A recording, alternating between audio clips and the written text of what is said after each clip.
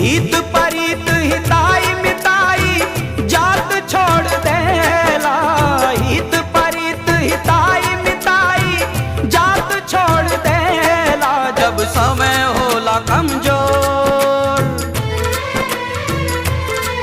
जब समय होला कमजोर तो हर कोई साथ छोड़ देला। जब समय होला कमजोर तो हर कोई साथ छोड़ देला। हित परित हिताई मिताई जात छोड़ देला। हित परित हिताई मिताई जात छोड़ देला। जब समय होला कमजोर,